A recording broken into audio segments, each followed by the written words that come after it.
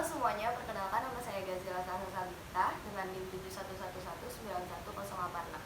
Oke, hari ini kita akan membahas tentang motivasi di psikologi fungsi dasar. Nah, sebelumnya saya nggak akan membahas sendiri karena ada teman saya yang bakal nemenin. Sebelumnya silakan masuk. Hai. Ya, berhubung karena kita lagi social distancing, jadi konsep kita adalah rumahan banget. Di rumah aja. Oke, sebelum kita lanjutin, kita tuh mau kenalan dulu sama kakak ini. Siapa sih kakak ini? Hai guys, jadi kenalin nama gue Amadisa Sabila Firmansyah. Gue dari Universitas Indah Prastata GRI di Jakarta Timur, jurusan bimbingan konseling. Mantap. Jadi nih kita mau psikologi collab sama bimbingan konseling. Oke, jadi motivasi menurut Kings dan Morgan itu adalah perilaku yang gigih untuk mencapai tujuan tertentu gitu loh, Ma. Nah, motivasi itu juga dibagi jadi 3, Ma. Ada yang namanya mulai dari kesimpulan dulu, terus ke ada penjelasan sama akhirnya mendeskripsikan gitu. Jadi sih, motivasi itu ada 4 sifatnya nih. Yang pertama itu, dia nggak bisa kelihatan, tapi dia tuh bisa dilihat dari tingkah lakunya dia. Nah, yang kedua itu ada majemuk, tapi tidak bisa bersifat tunggal. Jadi yang ketiga tuh apa sih, Mak? Yang ketiga itu dia dapat berubah tergantung kebutuhannya. Yang keempat itu dia bisa berbeda-beda tergantung dari jenis kelamin, dari sosial kulturnya. Oh, gitu guys. Oke, jadi kan tadi kita udah bahas tentang sifat-sifat motivasi nih. Nah, kita udah paham juga dong tentang sifat-sifat motivasinya. Nah, sekarang kita bakal bahas tentang pendekatan-pendekatan motivasi. Nah, pendekatan motivasi itu ada sekitar 5 gitu. Nah, yang pendekatan yang pertama itu ada namanya pendekatan evolusi atau biasa dikenal dengan the evolutionary approach gitulah, bahasanya susah ya nyebutnya. Nah, itu tuh kayak adaptasi dari terhadap tuh diri sendiri gitu. Ini dia ketawa mulu, pusing.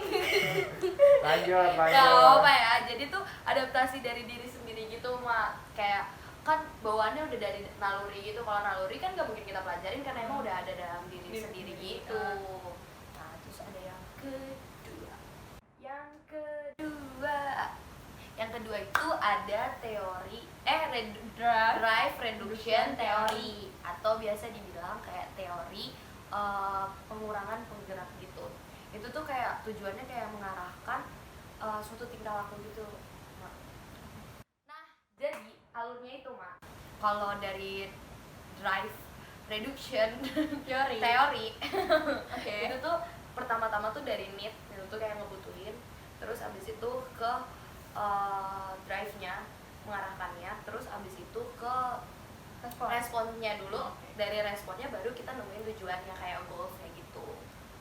Dan yang ketiga itu adalah optimum arousal theory atau biasa dibilang dengan teori gairah optimum. Nah, itu dia. Nah, apa sih kenapa biasa dimaksud kayak gitu? Maksudnya itu, Mak, jadi gairah kalau misalnya jadi tuh kalau misalnya gairah makin tinggi kan kinerja kita tuh makin meningkat gitu. Cuman kalau misalnya kita nggak ada hasratnya buat melakukan kerjaan itu kan jadi kayak malas gitu ya. Iya, benar. Yang keempat ada yang namanya the cognitive approach atau pendekatan kognitif. Apa itu? Nah, apa itu? Jadi itu biasanya dari internal atau dari mental diri kita sendiri. Karena manusia itu sadar akan rasional dan motivasi. Manusia itu adalah rasional dan sadar akan motivasi mereka. Nah. Oke, jadi di pendekatan teori kognitif itu tuh ada 2 motivasi, Mak. Yang pertama itu ada motivasi intrinsik. Nah, motivasi intrinsik itu dilakukan dari diri sendiri. Jadi tuh dia menentukan dari nasib dia sendiri gitu. Nah, yang kedua itu ada motivasi ekstrinsik. Nah, motivasi ekstrinsik itu biasanya dilakukan karena adanya hukuman. Jadi dia tuh takut gitu. Oh, jadi kayak proyek pribadi gitu, tugas pribadi. Nah, benar. Nah, itu tuh tujuannya kan buat menentukan nasib mereka masing-masing gitu loh. Yang kelima. 10 dong. 15. Oke, yang kelima. Nah, yang kelima ini adalah Maslow hierarchy.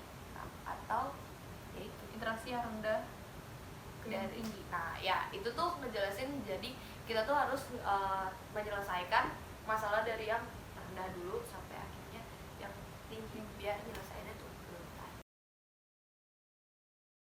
Nah di motivasi itu ada juga penentuan perilaku, itu tuh kayak dibagi jadi tiga, yaitu ada apa aja? Dari lingkungan, dari dalam diri, sama dari tujuan atau nilai objektif. Nah, jadi kalau dari lingkungan itu kayak misalnya kayak kebisingan, kegaduhan, atau biasanya itu desakan dari ortu juga. Oke. Terus kalau yang dari dalam diri itu bisa dari harapan, cita-cita, keinginan, kemampuan pribadi.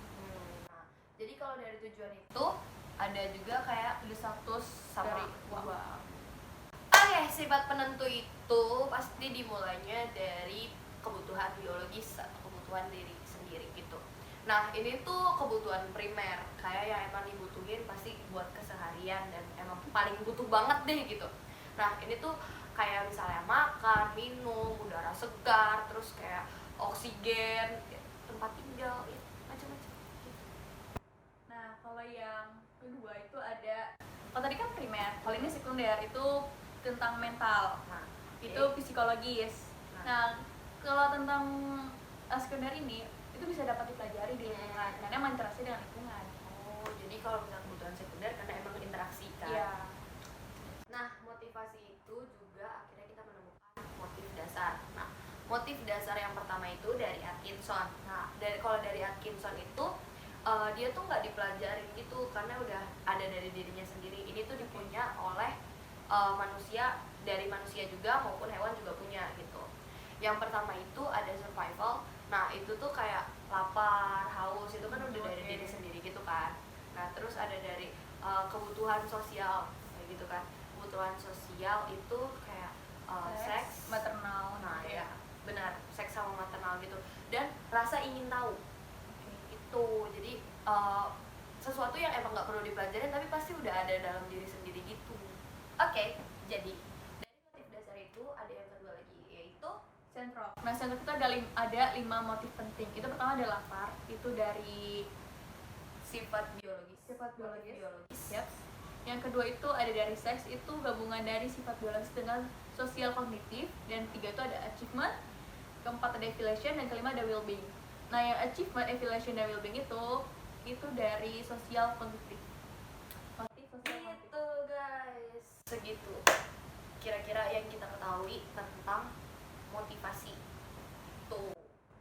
Oke, jadi segitu aja pengetahuan kita tentang motivasi. Nah, kayaknya cukup sampai di sini. Dan kita harus berpisah. Jangan kapok ngelihat kegabutan kita. Bisa langsung ngelihat kalau emang pengen ngelihat kegabutan kita lebih dalam. Itu bisa follow Instagram kita. Yang pertama, Di sini. yang pertama di sini. Dan di sini. Di sini. Yang ini bingung. Yang ini pusing. Di sini. Jadi Ya. bisa nge-follow di sini dan di sini. Oke. Jangan lupa follow. Terus kita pamit undur diri. Mohon maaf bila ada salah-salah kata dan mohon maaf Maaf juga lahir kalau dan batin. misalnya. Mohon maaf. Ih, nggak nyampe situ, masih jauh. Oh, ya. Jadi mohon maaf Itu juga. baru. Ya udah. Jadi mohon maaf juga kalau misalnya kita masih kurang paham sama materinya atau misalnya ada kesalahan dalam materinya.